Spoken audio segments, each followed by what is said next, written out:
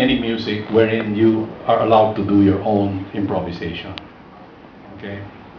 So I'm not going to tell you about the technical side of it because you learn about that in school. They teach you the scales, they teach you the chords. And this is not limited to guitar players alone, although I am a guitar player, or I try to be one anyway. I see myself not as a plain guitar player. I'm primarily a musician. So a good solo for me should have three essential elements. Of course, it's a bunch of scales, it's a bunch of notes, and it's your tone. But if you want it to mean something and you want it to have impact on the audience or the listener, you need to start off the solo. It has to have a theme. You start, it has a build-up, it has a climax, and then you let it down. Okay? So you start off, you build up, there is a climax, and then you let it down.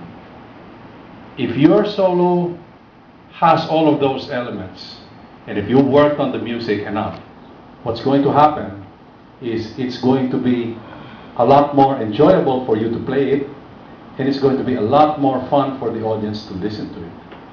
Okay, so in short, if your solo is just a bunch of notes and you feel like it's not going anywhere, thematically you need to work on a theme in your head. And I'm not talking about scales, this is more about concept, okay?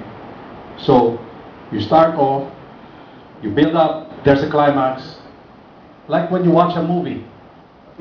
When you watch a movie, when you watch an action movie, the best and most exciting scene is always sometimes in the end.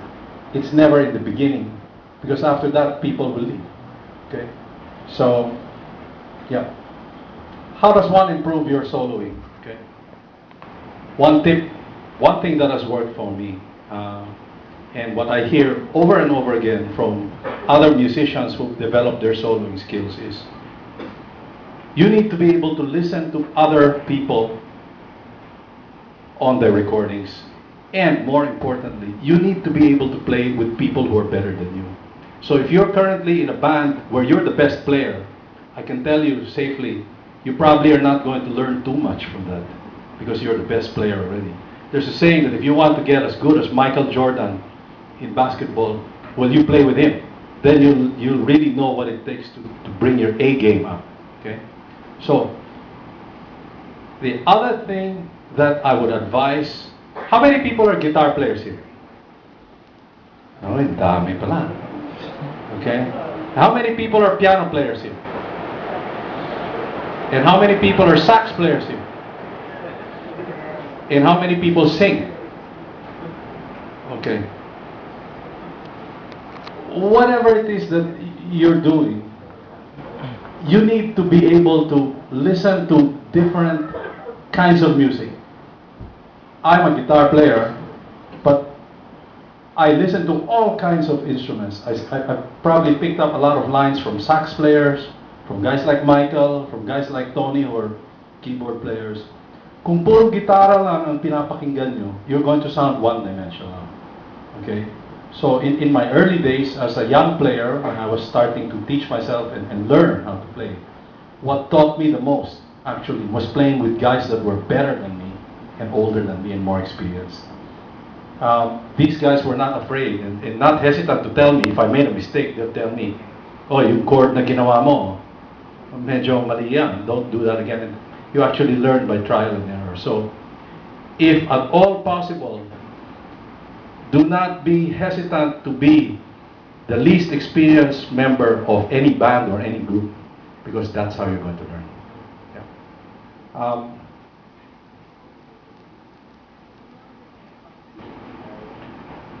Okay, yeah. How many guitar players are there in the house again? Okay. And how many guitar players are into fast playing? Yeah. Mabilis. Okay. Anyway, I'll share a little story. As anybody know, you guitar players, kilala niyo ba si Joe Satriani? Okay. Ingrid Malmsteen. Okay. Okay. If you want, this is just my opinion, okay? This is not, okay? This is not the Bible.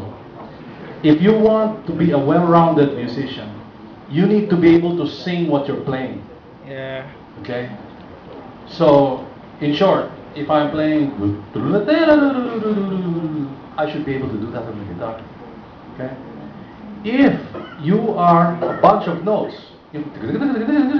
and sit back and sing it without your instrument, and if it sounds like a typewriter, then you know it's not going to be effective to the listener.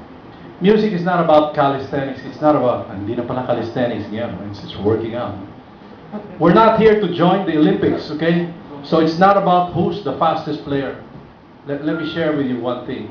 I've never heard a sax player or a piano player, or maybe there are out there, or flute players, or a singer that sings 100 notes a second. But why is it that guitar players have a tendency to be that? Being guitar players, I think it's your responsibility to make your music more musical to the listener. It's not going to be musical if you can't sing it, okay? For me, again, going back to soloing, the best solos are the solos that you can remember, that you can sing, okay? If you're transcribing something, how many people here have been transcribing solos? Transcribing music, okay? The best solos, I think, that you probably transcribe are those that you can sing back in your head, correct? Is that correct? So, okay, I'll leave you with that. If you find that your solos are becoming a little bit too mechanical, try singing along with your solo. I guarantee you, if you run out of breath when you're trying to sing your solo, you're probably playing too many notes. Okay? Thank you.